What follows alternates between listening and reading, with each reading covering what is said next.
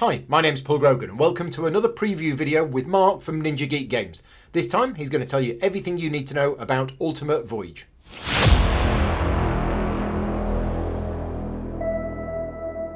Hello and welcome, I'm Mark from Ninja Geek Games and I'll be your captain in this overview video of Ultimate Voyage that comes to Kickstarter mid-October, and there'll be a link to the campaign in the description.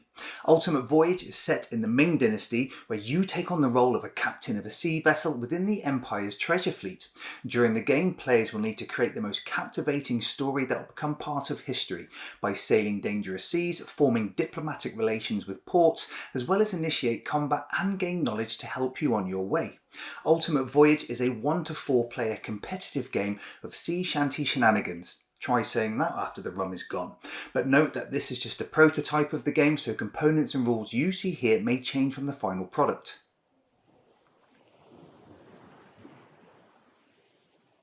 The game boasts a novel action selection mechanic that's both boosted with resources and manipulated by special dice, requires efficiency of play, has asymmetric character abilities and a solo variant.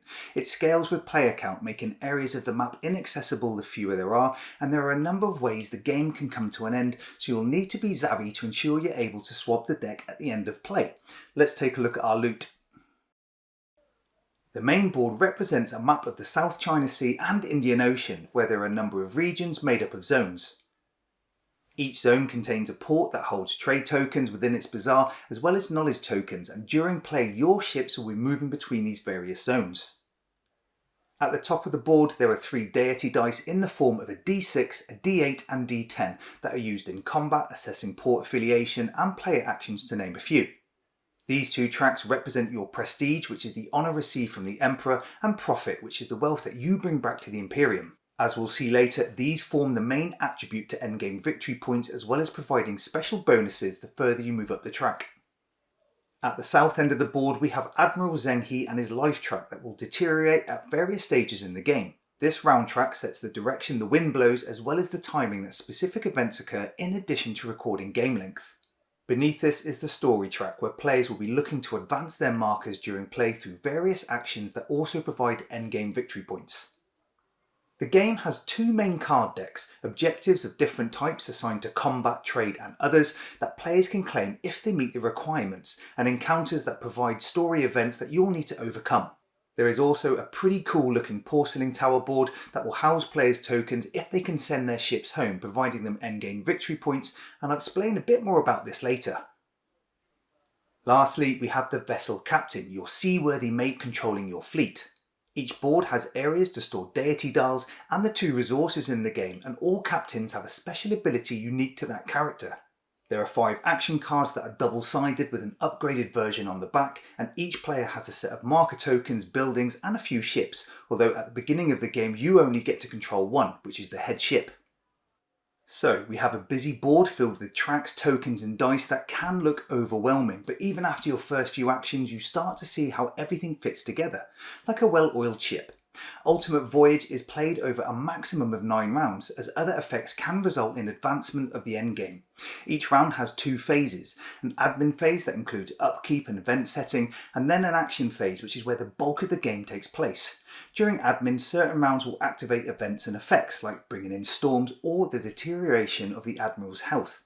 Ports can lose affiliation with players, and it's here where the deity dice are rolled. Lastly, players get to reorder their action cards, which becomes quite a tactical part of the game, and they may even claim resources in the form of porcelain or troops.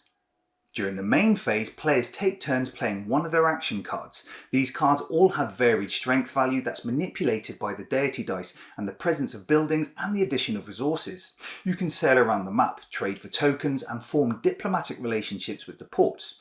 All of these provide advancements on various tracks that generate endgame victory points, so the order, strength and selection of action cards played is not to be taken lightly. At the end of the game, the player with the most victory points is the winner, but all players must reach a specific threshold of VPs to appease the Emperor. If just one player fails to reach this, then all are exiled and your ships are dismantled, which is pretty brutal. I'll quickly go over the admin phase and the factors that determine the end of the game first, as this makes it easier to understand how the different actions correlate with these events. So, the game can end when just one of the following conditions are met. The round tracker reaches its final space, the Admiral's health completely diminishes, any player reaches the top space of both Prestige and Profit tracks, or when a player completes their fourth objective card. As the token moves along the round track, certain events will activate. Firstly, the colour of the space the token is on relates to the direction of the wind during that round, and this affects sailing in the next phase. At regular intervals, you're required to roll the deity dice that affect both Admiral's health and all players' position on the Prestige track. Whereas the Admiral's health always deteriorates and moves in this direction, even if a negative number is rolled, the Prestige values can go up or down, and this will be the same for all players. At this time, if trade and knowledge tokens in ports are running low, they can be refilled, and in the summer season, a storm brews, causing havoc in all regions in the Indian Ocean or the South China Sea for that round. During the admin phase, the turn order of players resets based on their positions on either the Prestige or Profit track, and this will alternate during the game. Lastly, the deity dice are rolled that affects the strength of player actions for this round. During the main phase of the game, players take turns selecting and activating an action card. Now, each player gets the same set of 5 action cards that are Diplomacy, Explore, Trade, Combat or Construction, and Sail. These cards are always laid out linear, where their action strength correlates to their position in the row, so this card has a strength of 1, and the last card always has a base strength of 5. At the start of the game, each character board informs you how to lay out the cards for the very first action phase, and this will be different for all players, and as the game progresses, you'll have some ownership on their order.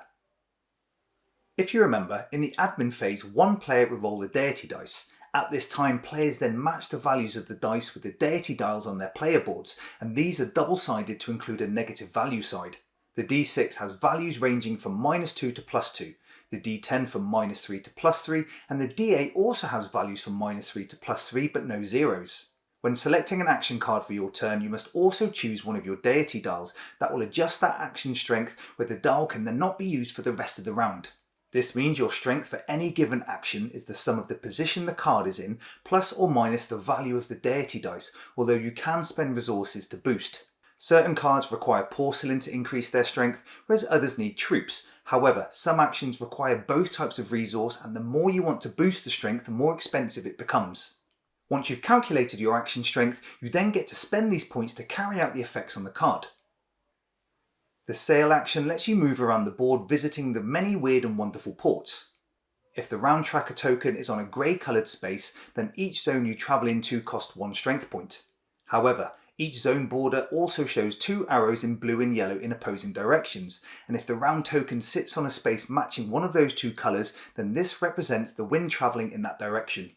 When sailing, if your ship travels in the direction of an arrow matching the colour of the round token space, then you have definitely used your navigation skills, and it costs just half a strength point to move 1 space. But travel against the coloured arrow in that round and it costs 2 points of action strength to move into an adjacent zone. The end location of your travels may result in additional effects taking place.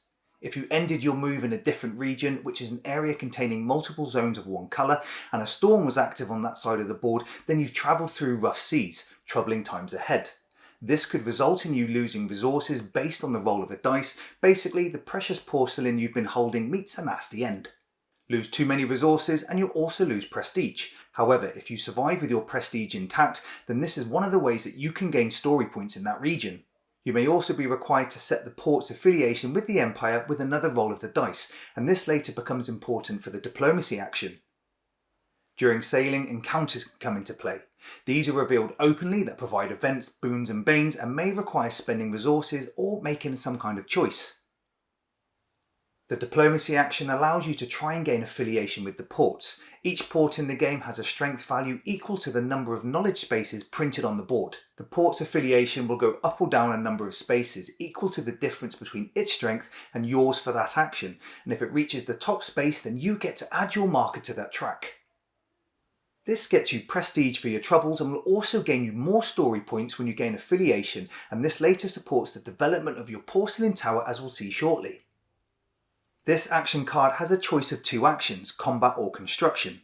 For combat, similar to diplomacy, you need to compare your action strength to the port strength, but the port gets a dice boost treating all values as positive. Due to the increased difficulty of this action, you get better rewards for success. If you win, you get to change the port's affiliation through brute force with your own marker, claim prestige and profit, as well as gaining story points. Well worth it. However, defeat comes at a cost of dishonour and humiliation. You'll need to retreat your ship, spend resources as a sorry gesture, you could lose prestige, and the port will become hostile, meaning it's essentially out of action unless the affiliation increases. Also, other players will point and laugh at your sorry display. On the other hand, construction is fairly simple. Spend strength to construct a building, placing it either at a port or in one of the resource areas on your player board. These provide a passive ongoing bonus of resources every round, or give you a 2+ boost to all actions carried out in the port where your building sits. When you explore, you can spend strength to claim a number of knowledge tokens of your choice at the port, and perhaps increase your story track progress if you spend enough. There are 4 token types in the game representing all action cards except combat. Knowledge can be spent to claim an objective card that only you can attempt to achieve, as others are open to all players. They can also allow you to carry out free actions at a strength matching the number of tokens spent, and even be traded to upgrade a card of the same colour. This upgrade increases the base strength of the action for the remainder of the game.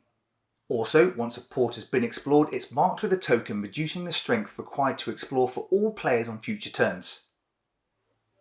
Trading lets you spend strength as currency for goods at a port. These tokens provide progress on all tracks, as well as knowledge tokens, bonuses to your deity dice, and even allow you to spend prestige to boost action strength on future turns.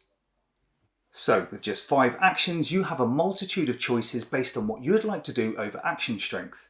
This in turn is influenced by deity dials, boosted resources, and upgraded versions of the card.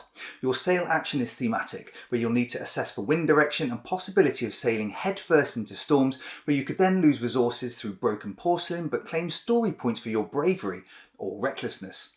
Both combat and affiliation check-in involve some push-your-luck elements with hefty rewards, but can be detrimental if failed. Now, thanks to the deity dials, your strength can be set to a minimum level of 0, which sucks. However, if you can muster just 1 point of strength, you can choose to scout as part of your action. This allows you to take sneak peeks at trade tokens in adjacent zones, as well as roll for port affiliation before moving in, just in case you make it hostile and will be forced into combat, which I thought was a nice touch. If you're likely to have a poor turn due to low strength values of usable cards, look to construct a building at sea to give you that +2 strength as a boost at port. This is important because only one building can occupy a port, so you'll need to get there before the other players take the spot. Prestige and profit will move up and down during the game through various actions, and even during the admin phase where you have no control. If you manage to reach a certain level of either, you're then rewarded with free action card upgrades as well as gaining extra ships onto the board. These are great as they open up more options across the sea, where you can then decide which ship to activate on your turn. Upgraded cards allow you to split strength points between your ships within the same action, providing further efficiency of play for the remainder of the game. But how do you alter the order of action cards with each round?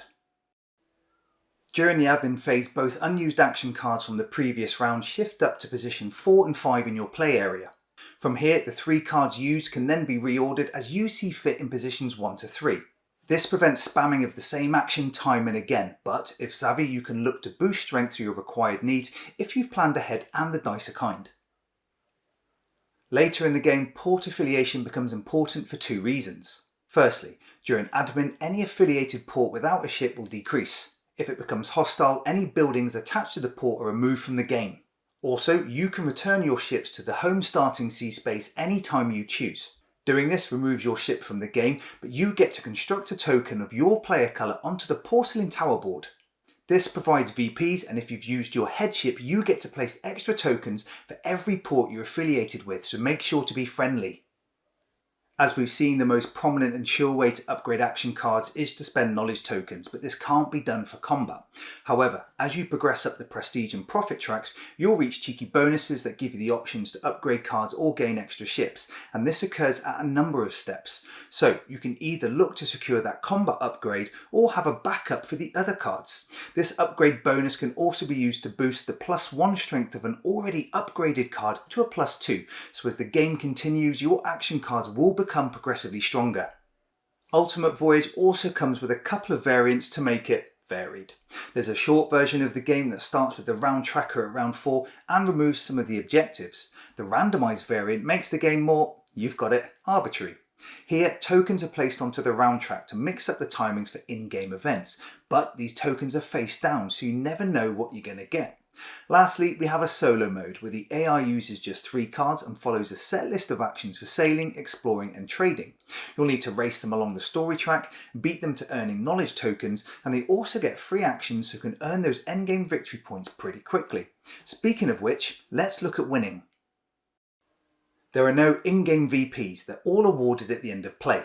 For each player, you first remove the token in the highest position from either the prestige or profit track. This is your base victory point score. Therefore, you can't just focus on spamming one track, you'll need to work on both. Additional points are provided for completed objective cards and from the story track. Here, the player with their token in the highest spot earns up to the higher value, and all players earn up to the lower. Lastly, players earn VPs for their advancements on the porcelain tower, where the number of tokens that can be placed during play is limited, and this can be sought after.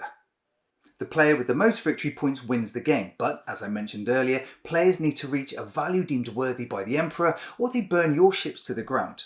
Now, I haven't mentioned this yet as I was saving it for the discussion around victory points, but although the game is competitive, during sailing you can take other players' trips with you on your travels, with their consent of course. This is because they may have done the same for you earlier and you're returning the favour, or as a group you feel someone may need to get to a particular location to boost their VPs to appease the Emperor, but not take the lead. I hope you enjoyed this video of Ultimate Voyage and there'll be a link to the campaign in the description. Thanks for watching.